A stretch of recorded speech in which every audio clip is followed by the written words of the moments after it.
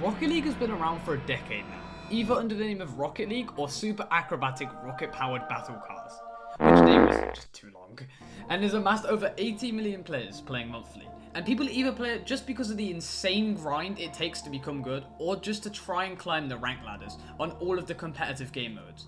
But in this video, we start all the way back to the birth of Rocket League.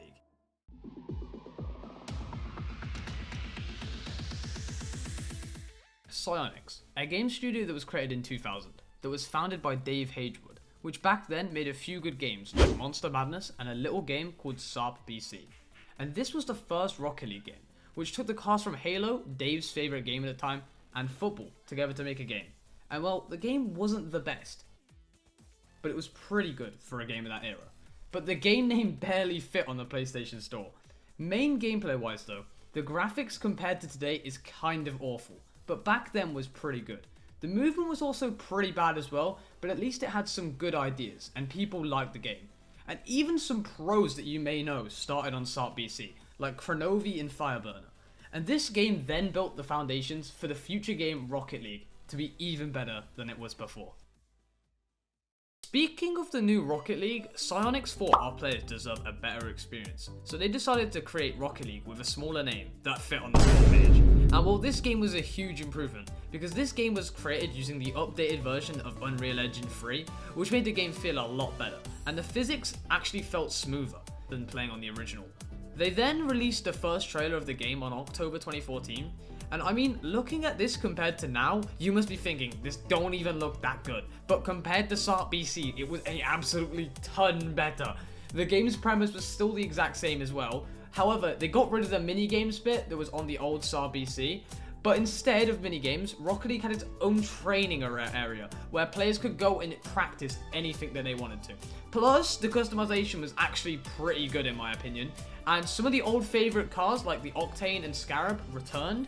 There was also a training area where players could practice their skills, like the double tap, which was one of the most revolutionary mechanics to date, changing RLCS and ranked, but especially RLCS with these clips from the first few RLCSs. Archie clears it long, will find Castillo, who finds his ceiling, who onto the backboard, finds Too much for him to handle. Oh, that's Justin with some This space. is the play here. Justin Double. going for the... Oh! Yes! My! Justin!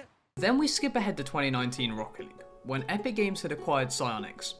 And well, their first big change was actually not that bad. They made the game free to play, which I believe was a great move on their part, as it was like free marketing for the game that was already incredibly popular at the time.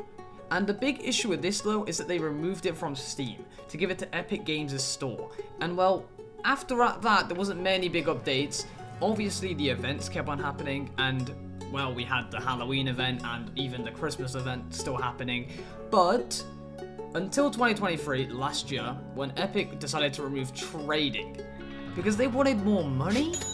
I don't know. Well, trading is gone, and it was literally like 50% of the community. If you look online, it's literally a ridiculous amount of the community that was traders, just solely traders, which is kind of a bummer because the trading system was actually pretty cool because you could just give your friends items if they wanted some of your cosmetics or anything like that. But it quite frankly pissed off the community, and websites that used to sell stuff on Rocket League was lowering prices like insane. And well, Epic did one good thing by doing this though, and that was maybe due to people getting scammed or selling stuff for real money, which is literally against TOS, which also creates the argument, did Epic Games ruin Rocket League? And well, there's a big argument about that, but we're not going to get into it in this video. But Rocket League is still a good game. But there's still just certain things that can ruin the game. Toxicity is another one, but I didn't talk about that in that video. And that speaks for itself anyway. But I hope you enjoyed the video. Please go subscribe to my channel and check out my Discord. Please join it for notifications about the new uploads. And peace.